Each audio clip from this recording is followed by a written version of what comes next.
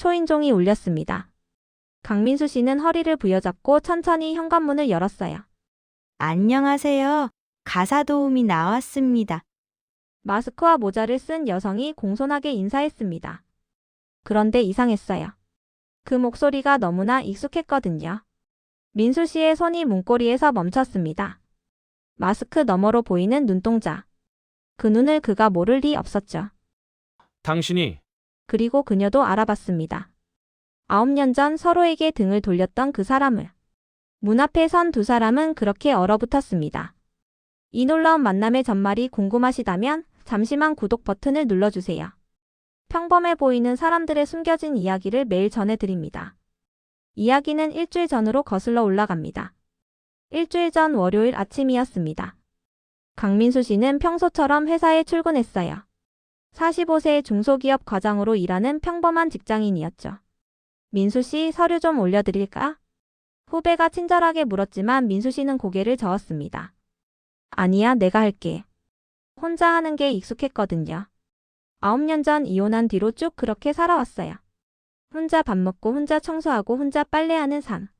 처음엔 힘들었지만 이젠 익숙해졌습니다. 그런데 그날 오후 예상치 못한 일이 벌어졌어요. 계단을 내려가던 민수 씨가 발을 헛디뎠습니다. 순간적으로 몸의 균형이 무너지면서 계단 난간을 붙잡았어요. 다행히 크게 넘어지진 않았지만 허리에 극심한 통증이 왔습니다. 민수 씨, 괜찮으세요? 주변 동료들이 급히 달려왔어요. 아, 괜찮아. 잠깐 삐끗한 것 같아. 민수 씨는 애써 웃으며 말했지만 허리 통증은 점점 심해졌습니다. 결국 병원에 가게 됐어요. 허리 디스크가 심하게 악화됐네요. 최소 한 달은 무리하시면 안 됩니다. 의사 선생님의 진단이었습니다. 한 달이요? 그럼 회사는? 일단 일주일 정도는 집에서 안정을 취하세요. 무거운 것도 들지 마시고요. 민수 씨는 한숨을 쉬었어요. 집으로 돌아온 그는 소파에 누웠습니다. 움직일 때마다 허리가 쑤셨거든요. 저녁 6시쯤 아들 서준이가 학교에서 돌아왔습니다. 아버지, 왜 이렇게 일찍 들어오셨어요? 23, 대학생인 아들은 소파에 누운 아버지를 보고 놀란 표정을 지었어요. 아, 허리를 좀 다쳤어. 많이 아프세요? 괜찮아. 며칠 쉬면 나을 거야. 하지만 서준이는 걱정스러운 눈빛으로 아버지를 바라봤습니다. 다음 날도 그 다음 날도 상황은 나아지지 않았어요. 설거지를 하려다 허리 통증 때문에 포기했고 청소는 엄두도 못 냈습니다. 빨래는 쌓여갔고 집안은 점점 엉망이 되어갔어요. 사흘째 되던 날 저녁이었습니다. 아버지, 이러다간 안 되겠어요. 서준이가 걱정스러운 얼굴로 말했어요. 제가 청소하고 빨래할게요. 그리고 파출부라도 부르시는 게 어때요? 파출부? 그럴 필요 없어. 곧 나을 거야. 민수 씨는 고개를 저었습니다. 남한테 신세 지는 게 싫었거든요. 9년 동안 혼자 살면서 스스로 모든 걸 해결해 왔는데 갑자기 누군가의 도움을 받는다는 게 자존심 상했어요. 하지만 현실은 냉혹했습니다. 나흘째가 되자 민수 씨는 침대에서 일어나는 것조차 힘들어졌어요. 아버지, 제발요. 일주일만이라도 파출부분 불러서 도움 받으세요. 저도 학교 때문에 매일 있을 수가 없잖아요. 서준이의 간곡한 부탁에 민수 씨는 결국 고개를 끄덕였습니다. 알았어.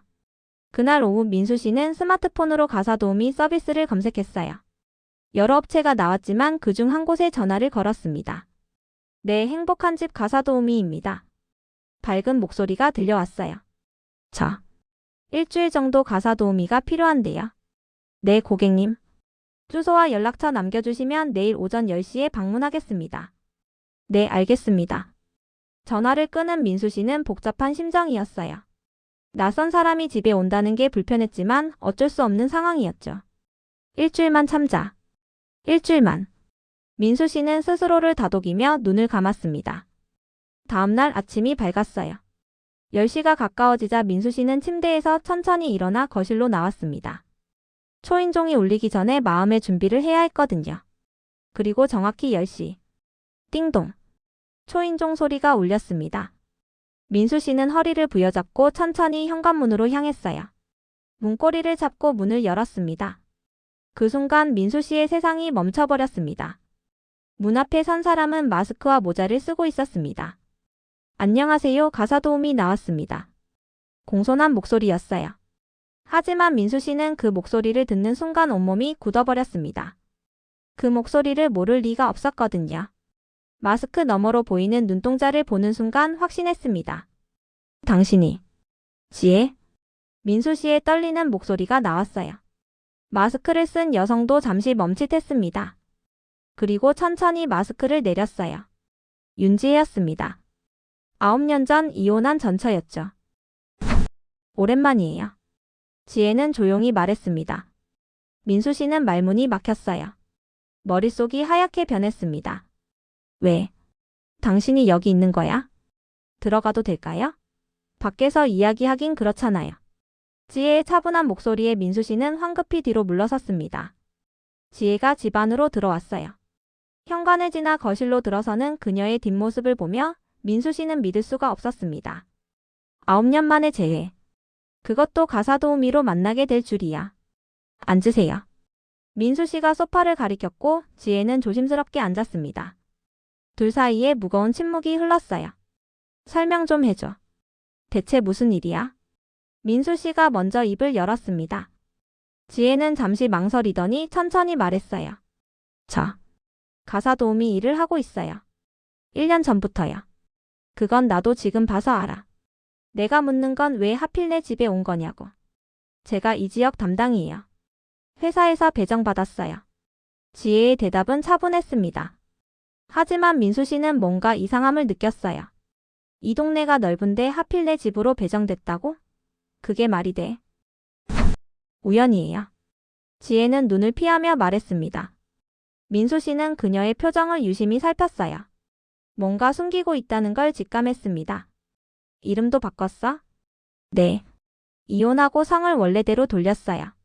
그래서 회사 등록도 윤지혜가 아니라 다른 이름으로 했고요. 그래서 내가 몰랐던 거구나. 민수 씨는 한숨을 쉬었습니다. 만약 본명으로 등록되어 있었다면 전화할 때 알아챘을 텐데 가명을 썼으니 모를 수밖에 없었죠. 일주일만 제가 맡겠습니다. 지혜가 조용히 말했어요. 일주일 후면 허리도 좀 나아지실 거예요. 그때까지만 도와드리게요. 도와준다고? 민수 씨는 쓴웃음을 지었습니다. 9년 동안 소식도 없다가 갑자기 나타나서 도와준다니. 이게 무슨 상황이야? 지혜는 아무 말도 하지 않았어요. 그저 고개를 숙인 채 손을 꼭 쥐고 있었습니다. 서준이는 어떻게 지내요? 지혜가 조심스럽게 물었습니다. 그 질문에 민수 씨의 표정이 굳어졌어요. 서준이? 왜 갑자기 서준이 얘기를 해? 그냥 궁금해서요. 잘 지내. 너 없이도 잘 컸어. 민수 씨의 날카로운 대답에 지혜는 입술을 깨물었습니다. 그렇군요. 서준이는 저녁에 돌아와. 너 보고 싶어 하지 않을 거야. 알아요. 지혜의 목소리가 떨렸습니다. 그래도 괜찮아요. 민수 씨는 그녀를 바라봤어요. 뭔가 이상했습니다. 9년 만에 만났는데 지혜의 태도가 너무 담담했거든요. 마치 각오하고 온 사람처럼 보였어요. 혹시 민수 씨가 말을 꺼내려는 순간 지혜가 먼저 일어섰습니다. 청소부터 시작할게요. 부엌이 많이 어질러져 있네요. 지혜야, 잠깐만. 일하러 왔으니까 일하겠습니다. 지혜는 민수 씨의 말을 끊고 부엌으로 향했어요. 민수 씨는 소파에 앉은 채 그녀의 뒷모습을 바라봤습니다. 뭔가 석연치 않았어요. 이게 정말 우연일까? 지혜가 설거지를 하는 모습을 보며 민수 씨는 이상한 점을 발견했습니다. 컵을 씻어 올려놓는 위치가 예전 그대로였어요. 행주를 접는 방식도 싱크대를 닦는 순서도 똑같았습니다. 마치 이 집을 너무나 잘 아는 사람처럼. 아니야, 예전에 여기서 살았으니까 당연한 거겠지. 민수 씨는 고개를 저었습니다. 하지만 의문은 계속 커져갔어요. 지혜가 냉장고를 열었을 때 민수 씨는 확신했습니다. 그녀는 물건이 어디 있는지 정확히 알고 있었어요. 찾아보지도 않고 바로 필요한 것들을 꺼냈습니다. 이건 우연이 아니야. 민수 씨의 머릿속에 한 가지 생각이 스쳤습니다. 혹시 서준이를 보러 온 건가? 그렇다면 모든 게 설명이 됐어요. 가명으로 등록한 것도, 이 지역을 담당한다는 것도, 일주일만 일하겠다는 것도. 민수 씨는 복잡한 표정으로 지혜를 바라봤습니다. 시간이 흘러 오후 5시가 됐어요. 오늘은 이만 가볼게요. 지혜가 가방을 챙기며 말했습니다. 내일 같은 시간에 올게요. 알았어. 현관문을 나서는 지혜의 뒷모습을 보며 민수 씨는 알 수 없는 감정에 휩싸였습니다. 그리고 1시간 후, 현관문이 열리는 소리가 들렸어요. 아버지 다녀왔습니다. 아들 서준이가 돌아왔습니다. 민수 씨는 아들을 보며 생각했어요. 내일, 서준이가 지혜를 보면 어떤 반응을 보일까? 그 생각만으로도 가슴이 답답해졌습니다. 내일이 두려워졌어요. 다음날 오전 10시, 지혜가 다시 왔습니다. 들어오세요. 민수 씨는 어제보다는 침착한 목소리로 말했어요. 지혜는 조용히 고개를 숙이고 집 안으로 들어왔습니다. 오늘은 청소를 좀 더 깊이 할게요. 그래요. 민수 씨는 소파에 앉아 지혜의 움직임을 지켜봤어요. 그녀는 거실 청소를 시작했습니다.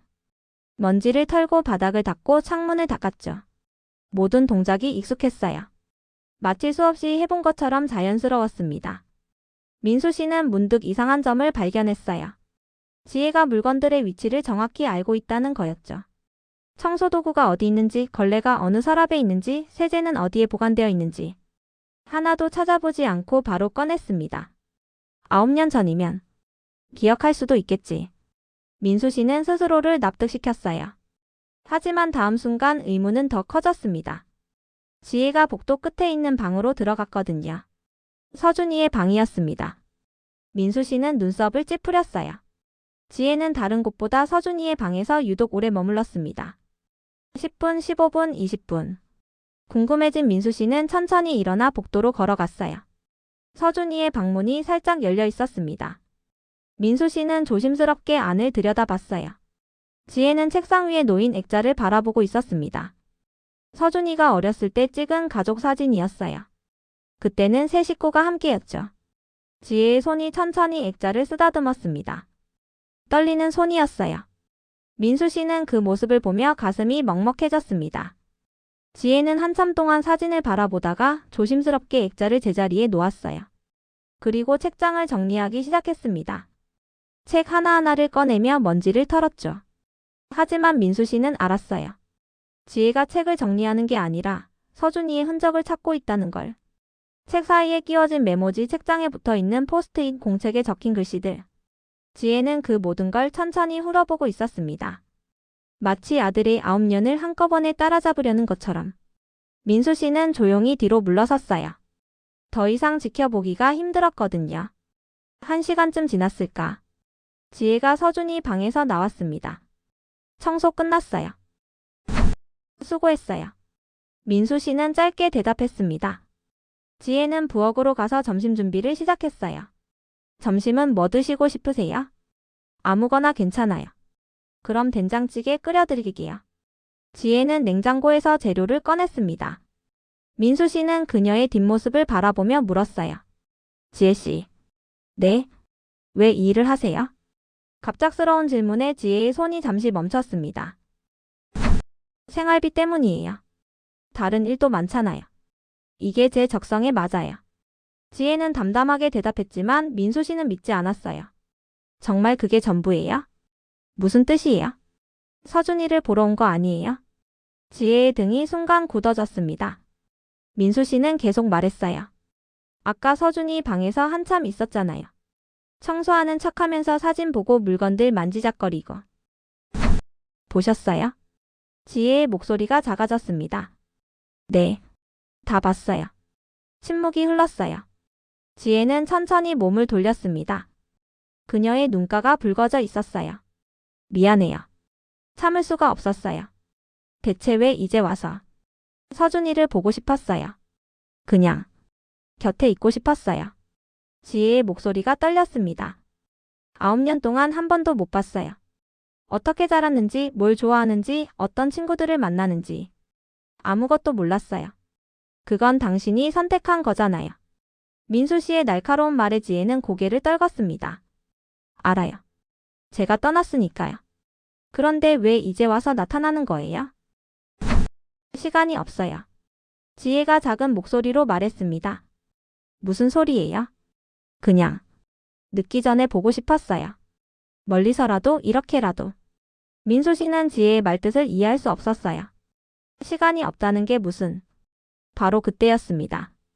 현관문이 열리는 소리가 들렸어요. 아버지. 서준이의 목소리였습니다. 민수 씨와 지혜는 동시에 얼어붙었어요. 오늘 수업이 취소돼서 일찍 왔어요. 서준이가 거실로 들어오고 있었습니다. 민수 씨는 급히 지혜를 봤어요. 지혜는 창백한 얼굴로 서 있었습니다. 손이 떨리고 있었죠. 아버지, 청소하시는 분 오셨어요?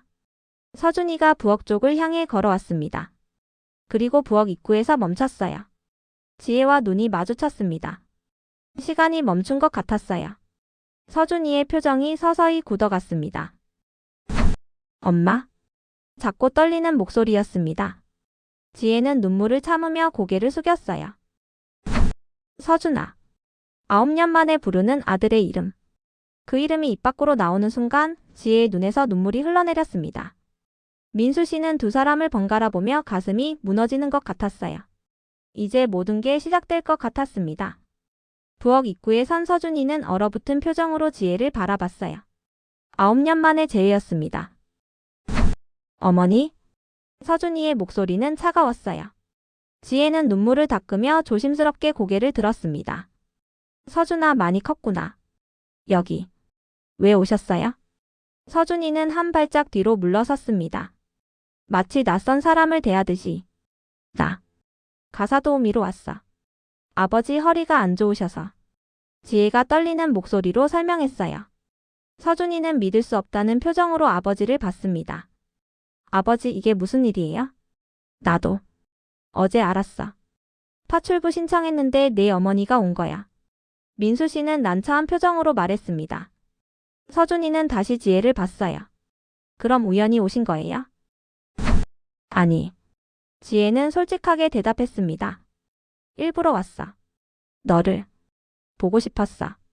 서준이의 눈빛이 차갑게 식어갔습니다. 9년 동안 한 번도 연락 안 하시더니 이제 와서 보고 싶으셨다고요? 서준아. 생일에도 명절에도 졸업식 때도 안 오셨잖아요. 서준이의 목소리가 떨렸어요. 억눌렀던 감정이 터져나오고 있었습니다. 중학교 입학할 때도 고등학교 들어갈 때도 대학 합격했을 때도 한 번도 축하해주지 않으셨잖아요. 지혜는 아무 말도 하지 못했어요. 입술만 파르르 떨리고 있었습니다. 그런데 이제 와서 보고 싶었다고요? 그게 말이 돼요? 서준이의 눈에 눈물이 맺혔지만 흘리지는 않았어요. 미안해. 정말 미안해, 서준아. 지혜가 무릎을 꿇으려는 순간이었습니다. 사과받으려고 여기 온 거 아니에요. 서준이는 냉정하게 말을 끊었어요.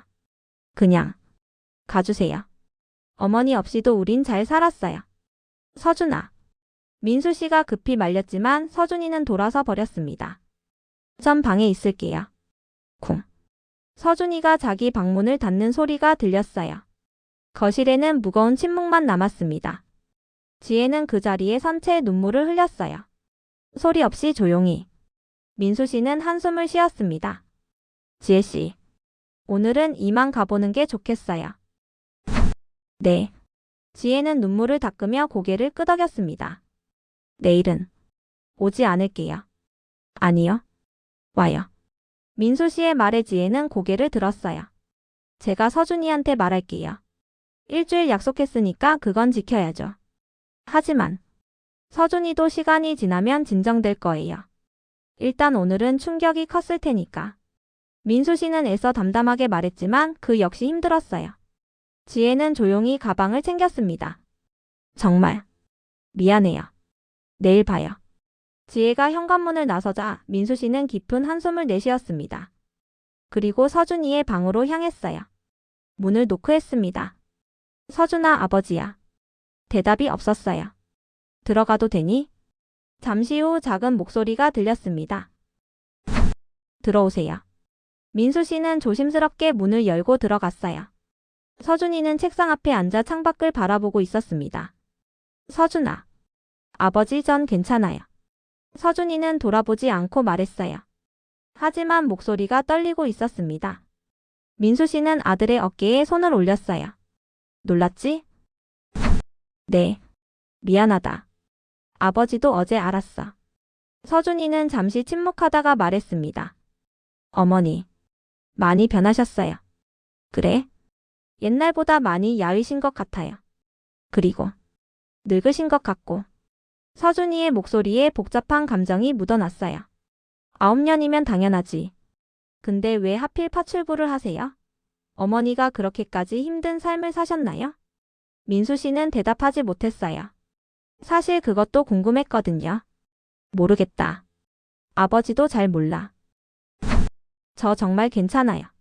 어머니 보고 싶지도 않고요. 서준이는 강하게 말했지만 민수 씨는 알았어요. 아들이 얼마나 힘들어하는지. 내일도 어머니가 올 거야. 일주일 약속했으니까. 싫어요. 서준아, 넌 학교 가면 되잖아. 낮에만 일하시니까 마주칠 일 없어. 알았어요. 서준이는 더 이상 말하지 않았어요. 민수 씨는 아들의 어깨를 한 번 더 두드리고 방을 나왔습니다. 그날 밤 민수 씨는 잠을 이룰 수 없었어요. 지혜의 눈물이 자꾸 떠올랐거든요. 시간이 없다고 했지. 그 말의 의미가 무엇일까? 왜 지혜는 그렇게 절박해 보였을까? 민수 씨는 천장을 바라보며 생각에 잠겼습니다. 그리고 결심했어요. 내일 지혜에게 직접 물어봐야겠다고. 도대체 무슨 일이 있는 건지. 왜 이렇게 살고 있는 건지. 한편 지혜는 자신의 작은 집으로 돌아갔습니다. 낡은 원룸이었어요. 침대에 누운 지혜는 핸드폰에 저장된 서준이의 어린 시절 사진을 꺼내봤습니다. 미안해, 서준아. 엄마가. 정말 미안해. 눈물이 핸드폰 화면 위로 떨어졌어요. 지혜는 가방에서 약통을 꺼냈습니다. 병원에서 받아온 약이었죠. 약을 먹으며 지혜는 생각했어요. 조금만 더 버텨야 해. 그녀에게 남은 시간은 많지 않았습니다. 하지만 그 시간 동안이라도 아들 곁에 있고 싶었어요. 비록 미움받더라도, 비록 거부당하더라도, 그것만으로도 충분했습니다. 다음날 아침이었습니다. 서준이는 일찍 학교로 나갔어요. 지혜와 마주치기 싫었던 거죠. 10시가 되자 초인종이 울렸습니다. 민수 씨는 문을 열었어요. 들어오세요. 지혜는 어제보다 더 피곤해 보였습니다.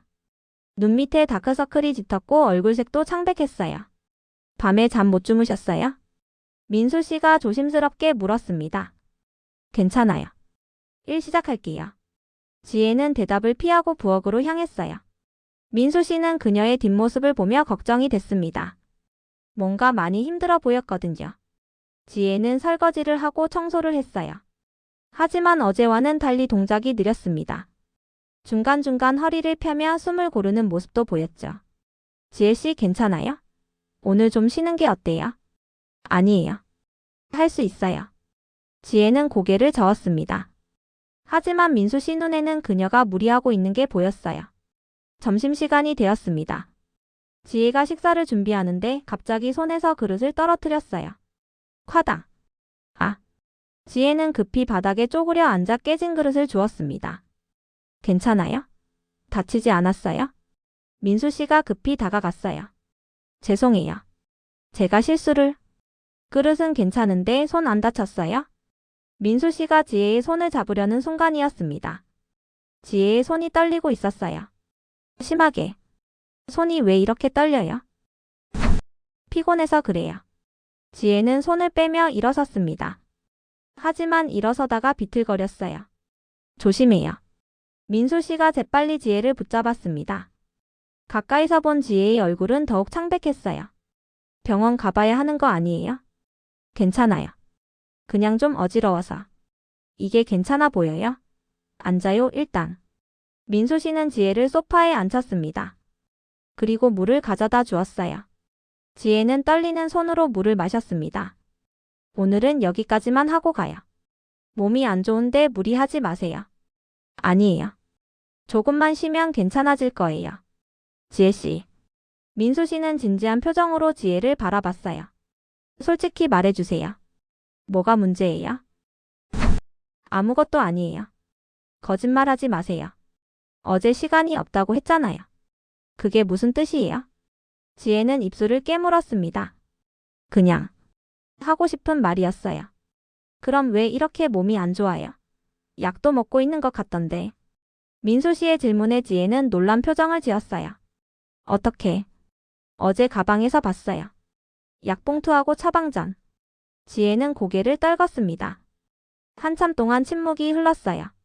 그리고 지혜가 입을 열었습니다. 아파요.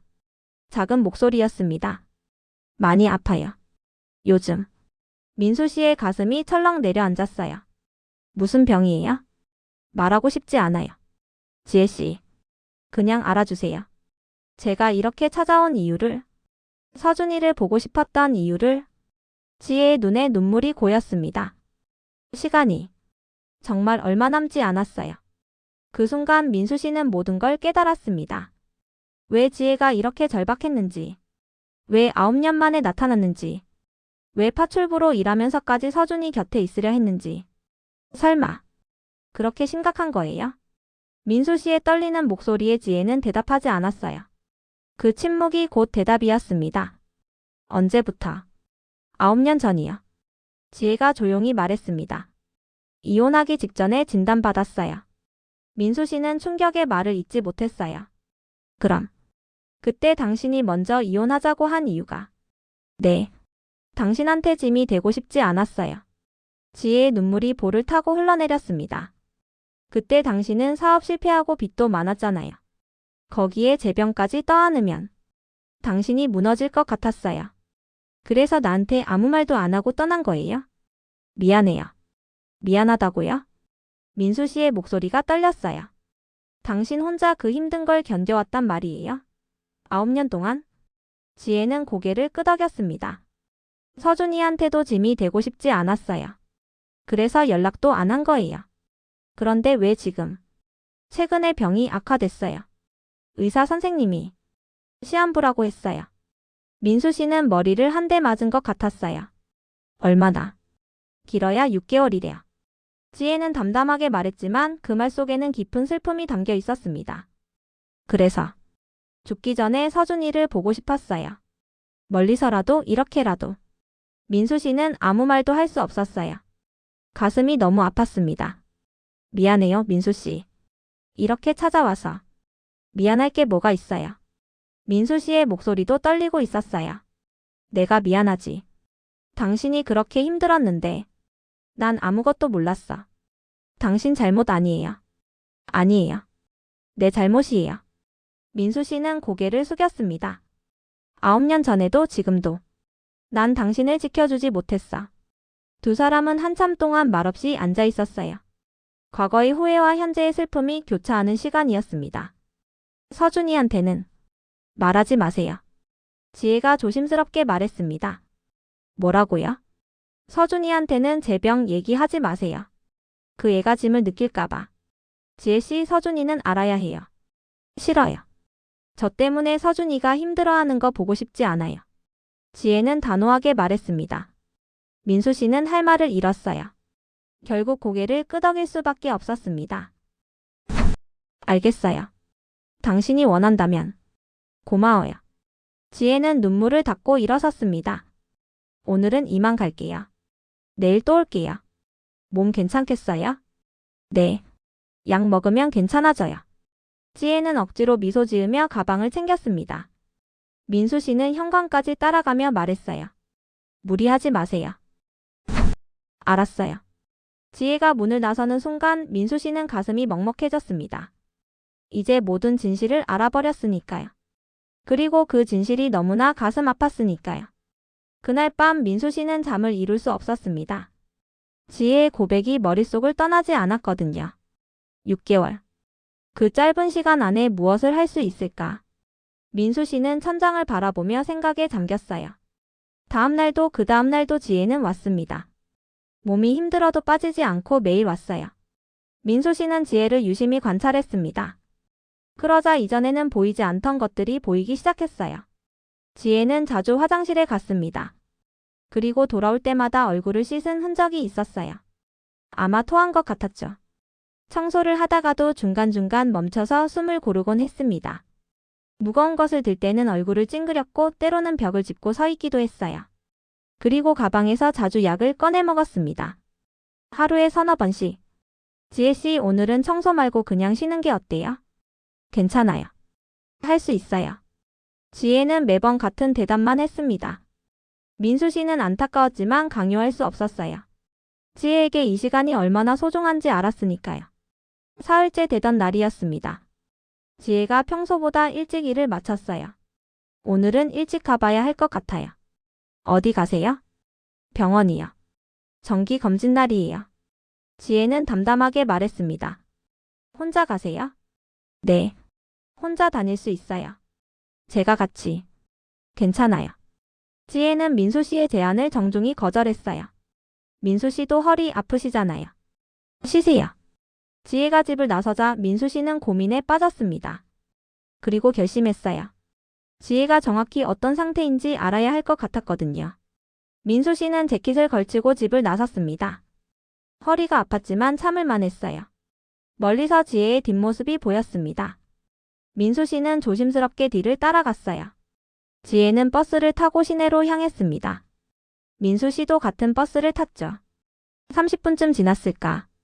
지혜가 내린 곳은 대학병원 앞이었습니다. 민수 씨는 거리를 두고 따라갔어요. 지혜는 병원 본관이 아닌 옆 건물로 들어갔습니다. 암센터라고 적힌 건물이었어요. 민수 씨의 가슴이 철렁 내려앉았습니다.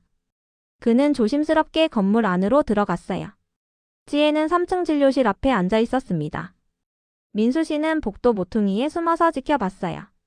1시간쯤 지났을까. 지혜가 진료실에서 나왔습니다. 표정이 어두웠어요. 그녀는 약국으로 향했고 약을 받아들었습니다. 민수 씨는 지혜가 병원을 나가는 걸 확인한 후 조심스럽게 3층 진료실 쪽으로 갔어요. 종양내과라고 적혀 있었습니다. 민수 씨는 숨이 막혔어요. 그때였습니다. 민수 씨? 뒤에서 누군가 불렀습니다. 돌아보니 낯익은 얼굴이었어요. 박 선생? 박미영이었습니다. 지혜의 대학 동창이자 오랜 친구였죠. 여긴 어쩐 일이에요? 아, 저는 그냥. 민수 씨가 말을 더듬자 박미영은 알아챘어요. 혹시 지혜 때문에 오셨어요? 민수 씨는 고개를 끄덕였습니다. 박미영의 표정이 어두워졌어요. 저 잠깐 얘기 좀 할 수 있을까요? 네. 두 사람은 병원 1층 카페로 갔습니다. 마주 앉자 박미영이 먼저 입을 열었어요. 지혜한테 들었어요.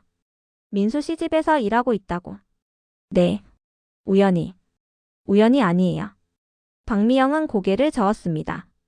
지혜가 계획한 거예요. 민수 씨 집 주소 알아내서 그 지역 담당으로 배정받으려고 회사에 부탁까지 했어요. 민수 씨는 놀랐습니다. 정말요? 네. 지혜는 죽기 전에 서준이를 꼭 보고 싶었대요. 박미영의 눈에 눈물이 맺혔어요.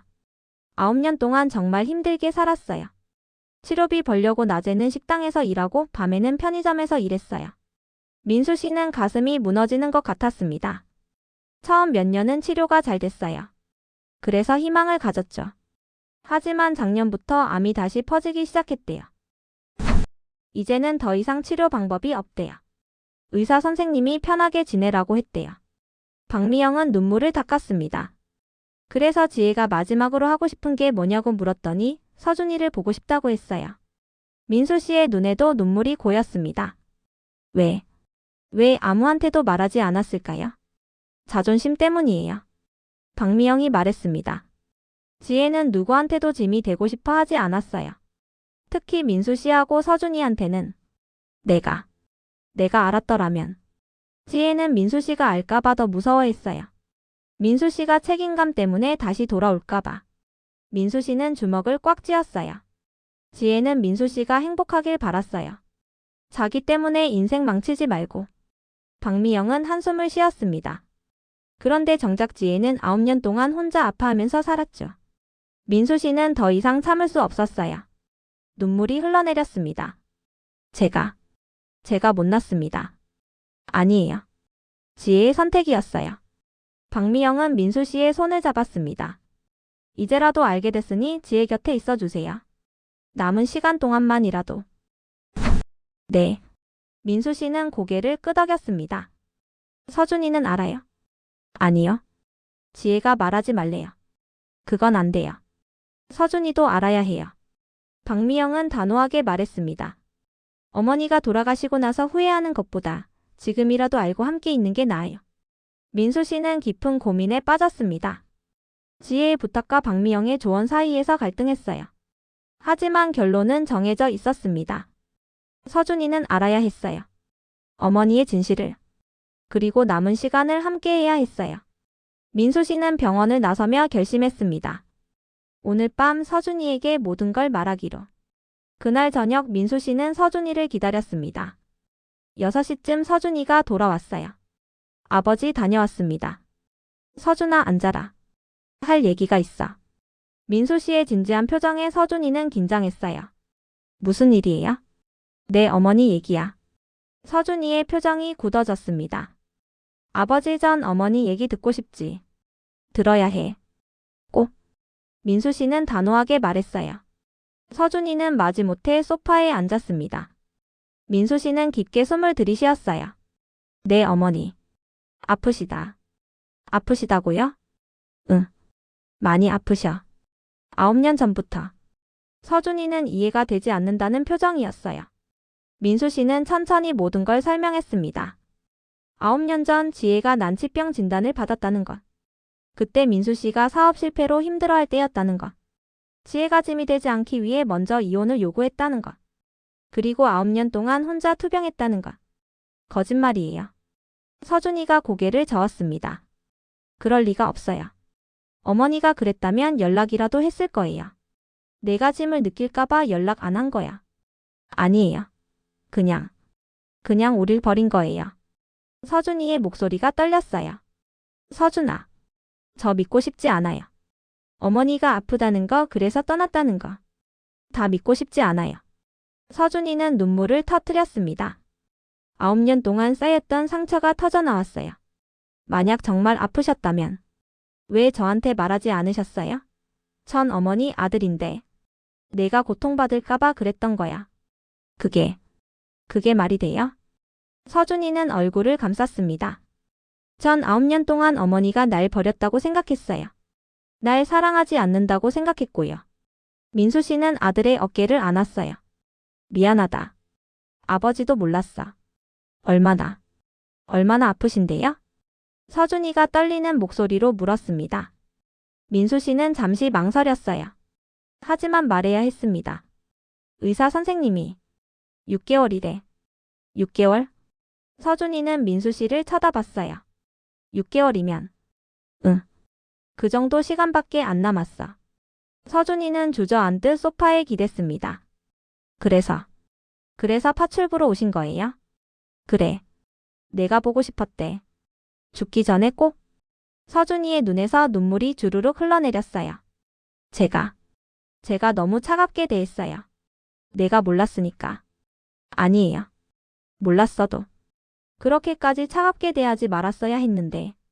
서준이는 자책했습니다. 어머니가 얼마나 마음 아프셨을까요? 지금이라도 알았으니까 이제부터 잘해드리면 돼. 민수 씨가 말했지만 서준이는 계속 울었어요. 아버지, 전 어떻게 해야 해요? 내 마음 있는 그대로 보여주면 돼. 어머니는 그것만 바라실 거야. 서준이는 한참 동안 울었습니다. 그리고 눈물을 닦으며 말했어요. 내일 어머니 오시면 제가 사과할게요. 그래. 그렇게 하자. 그날 밤 서준이는 자기 방에서 나오지 않았어요.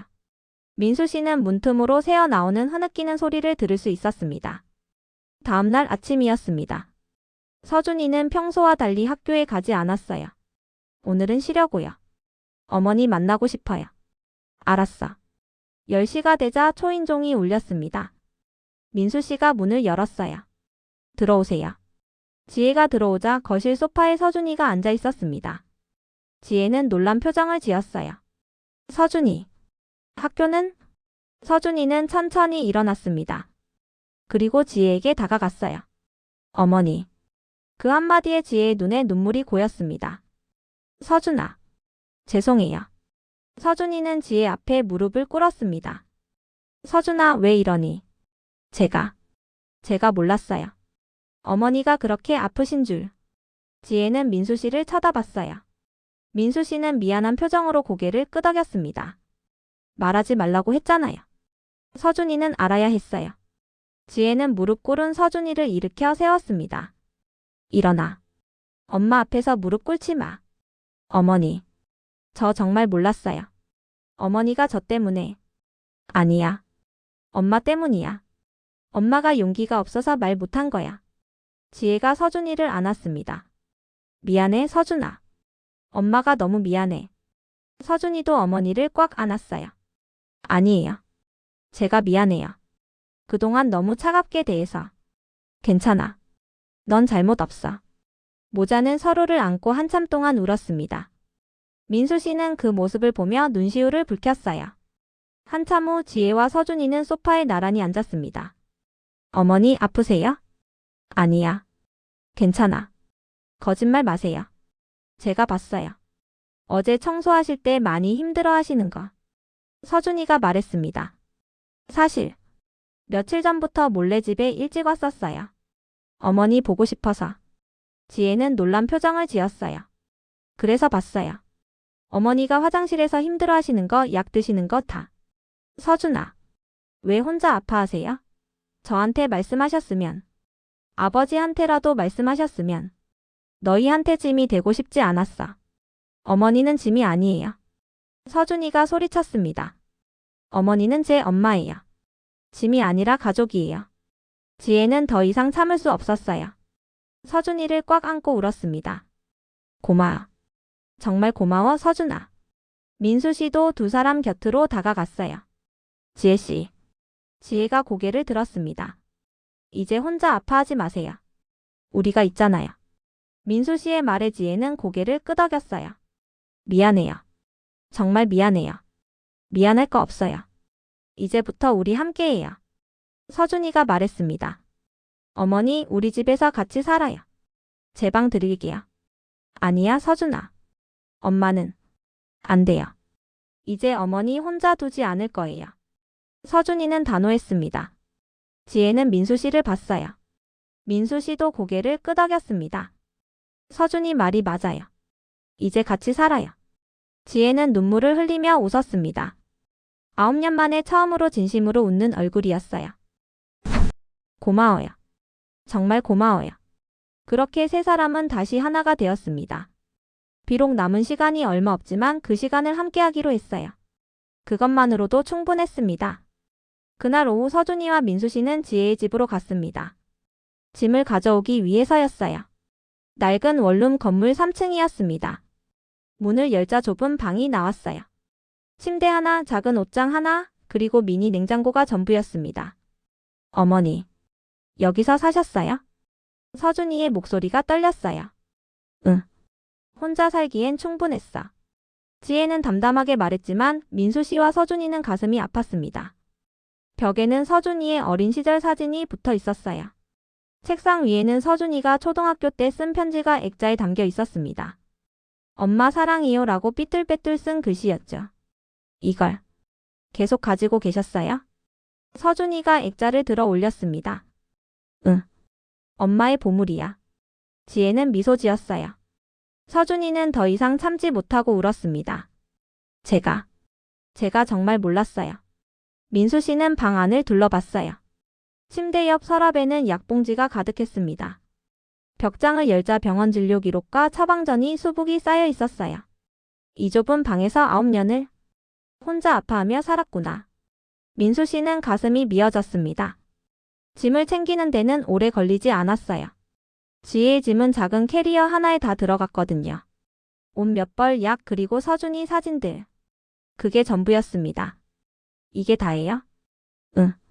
이게 다야. 지혜는 방을 마지막으로 둘러봤어요. 9년을 살았던 공간이었습니다. 외롭고 힘든 시간들이 가득했던 곳.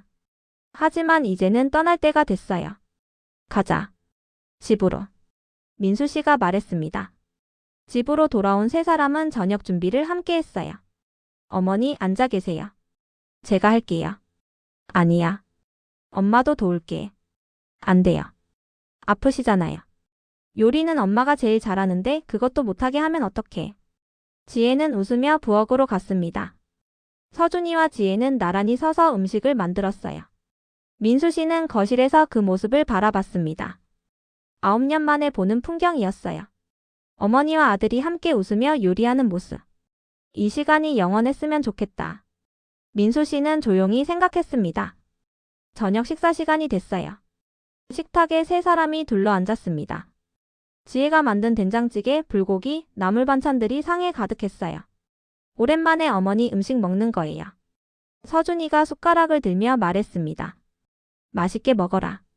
잘 먹겠습니다. 세 사람은 조용히 식사를 시작했어요. 한참 먹다가 민수 씨가 입을 열었습니다. 지혜 씨. 네. 미안해요. 갑작스러운 사과에 지혜는 고개를 들었어요. 왜요? 9년 전에. 내가 더 강했어야 했는데. 사업 실패하고 빚 때문에 힘들다고 당신한테 기대기만 했잖아요.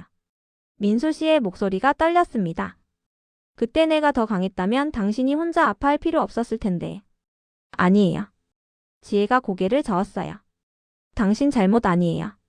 제가 말 안 한 거예요. 그래도 미안해요. 당신을 지켜주지 못해서. 괜찮아요. 이제 함께 있잖아요. 지혜는 민수 씨의 손을 잡았습니다. 이것만으로도 충분해요.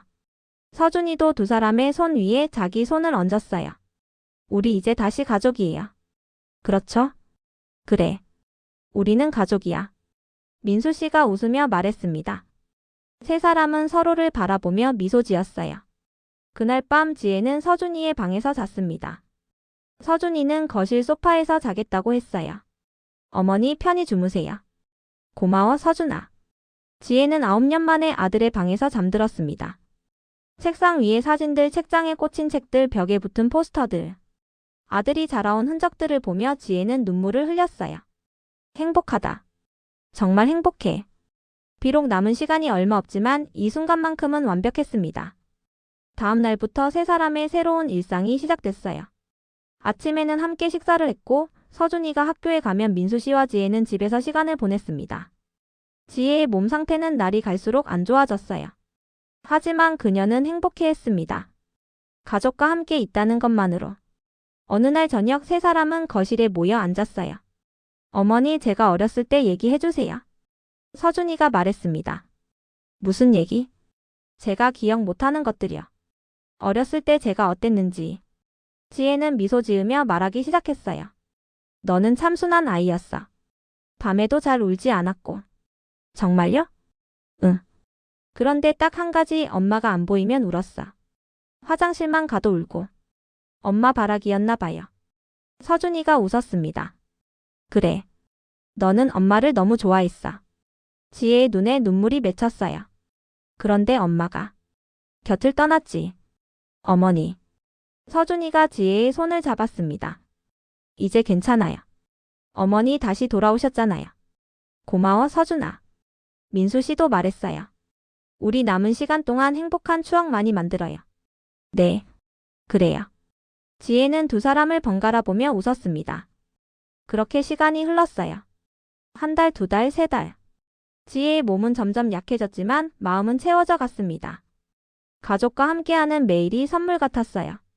비록 6개월이라는 시한이 있었지만 세 사람은 포기하지 않았습니다. 매일을 최선을 다해 살았어요. 함께 웃고 함께 울고 함께 시간을 보냈습니다. 그리고 그 시간들이 쌓여 가족이라는 이름으로 다시 단단해졌어요. 어느 날 밤 지혜는 민수 씨와 서준이에게 말했습니다. 고마워. 정말 고마워. 왜요, 어머니? 다시 가족이 되게 해줘서. 엄마로 살게 해줘서. 당연한 거예요. 어머니는 우리 엄마니까요. 서준이가 웃으며 말했어요. 우리가 더 고마워요. 돌아와줘서. 민수 씨도 덧붙였습니다. 지혜는 두 사람을 안았어요. 사랑해. 정말 사랑해. 저희도 사랑해요, 어머니. 나도 사랑해요, 지혜 씨. 세 사람은 서로를 꽉 안았습니다. 남은 시간이 얼마든 그들은 이제 함께였어요. 그리고 그것이 가장 중요한 거였습니다. 가족은 멀리 떨어져 있어도 시간이 흘러도 항상 이어져 있다는 것. 그리고 다시 만날 수 있다는 것. 너무 늦은 때란 없다는 것. 이 이야기는 그런 진실을 담고 있습니다. 당신의 가족은 안녕한가요? 오늘 사랑한다고 말해보는 건 어떨까요?